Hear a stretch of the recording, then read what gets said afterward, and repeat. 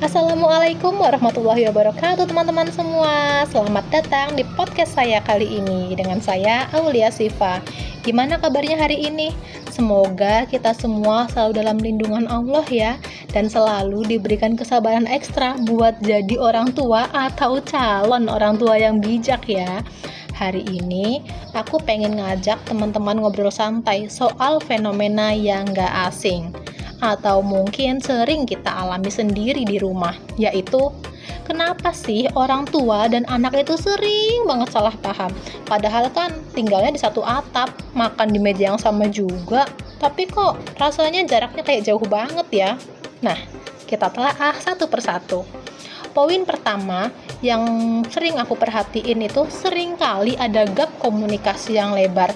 Kita sebagai orang tua sering banget pakai bahasa instruksi, sementara anak-anak zaman sekarang itu lebih butuh bahasa diskusi. Misalnya nih, kita bilang, ya Allah, itu kamar kok kayak kapal pecah, beresin sekarang. Nah, ada yang sering kayak gitu?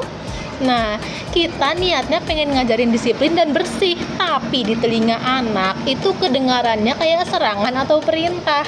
Akhirnya apa? Anak merasa nggak dihargai, mereka malah cuek. Padahal kalau kita masuk lewat pintu pengertian, hasilnya mungkin beda. Nah, kalau dilihat dari kacamata konseling nih ya, seringkali kita lupa kalau anak itu punya fase perkembangan mental yang berbeda-beda. Kadang kita nuntut anak buat ngertiin perasaan kita, padahal kapasitas logika mereka belum sampai ke sana. Gimana itu kalau kita terus-terusan nuntut mereka jadi sempurna sesuai kemampuan kita?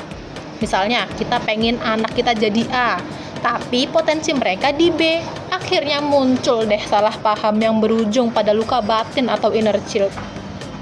Kita niatnya itu mengarahkan mereka karena sayang, tapi anak nangkepnya kita lagi ngekang atau nggak percaya sama kemampuan mereka. Disinilah pentingnya kita punya ilmu dan hati yang luas, Masya Allah. Terus gimana itu cara jembataninnya supaya nggak makin jauh? Caranya cuma satu, jadi pendengar yang aktif. Kita itu jangan cuma dengerin buat ngebales omongan mereka, tapi dengerin buat paham perasaan mereka.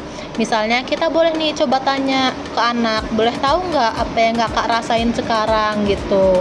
Nah, terus validasi perasaannya, jangan gampang bilang gitu aja nangis.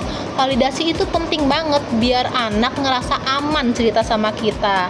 Dalam konseling nih ya, kita itu diajarin kalau usaha lahiriah itu penting, tapi doa tetap jadi senjata